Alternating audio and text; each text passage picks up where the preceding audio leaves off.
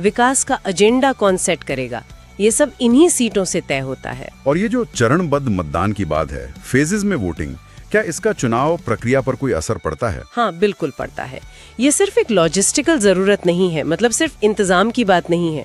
ये चुनावी प्रक्रिया की निष्पक्षता और सुरक्षा के लिए भी बहुत अहम है। अच्छा। आप सोचिए, बिहार जैसा विशाल राज्य, गनी आबादी वाला, जहाँ कई इलाके संवेदनशील भी माने जाते हैं, वहाँ एक ही दिन में सभी 243 सीटों पर शांतिपूर्ण और व्यवस्थित चुनाव कराना कितना बड़ा चैलेंज होगा। हाँ, मुश्किल तो होगा।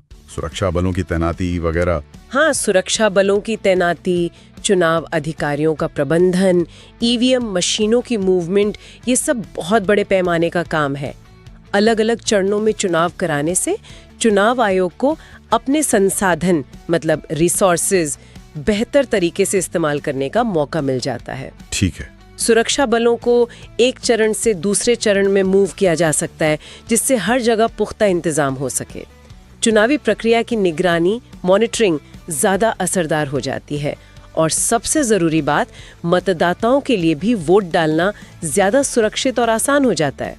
तो ये जो चरणबद्ध मतदान है, ये उस लोकतांत्रिक उत्सव को कह सकते हैं ठीक ढंग से मनाने का एक तरीका है, ताकि हर कोई बिना किसी डर या अव्यवस्था के इसमें हिस्सा ले सके। समझ गया, बिल्कुल। अच्छा, अब आते हैं खिलाड़ियों पर, यानी राजनीतिक दलों पर। लेख में कुछ प्रमुख दलों का जिक्र है, जैसे जनता दल यूनाइटेड यानी जेडीयू, राष्ट्रीय जनता दल यानी आरजेडी, भारतीय जनता पार्टी यानी बीजेपी और कांग्रेस। ये नाम तो खैर बिहार की राजनीति में दशकों से सुनते आ रहे हैं। चुनावी मैदान में इनकी क्या भूमिका रहती है स्रोत के हिसाब से?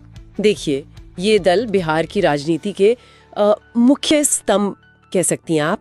हर चुनाव में ये अपनी अपनी रणनीतियों, अपने गठबंधनों और अपने वादों के साथ उतरते हैं।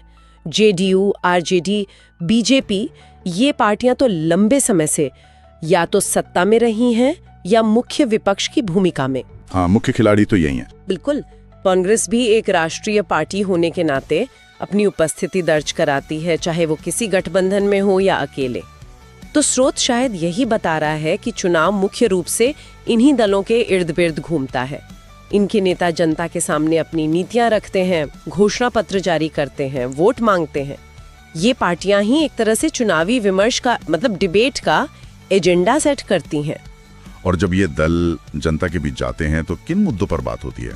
कौन सी चीजें उठाते हैं ये?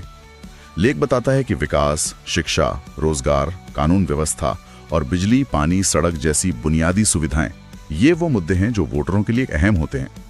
ये तो काफी बुनियादी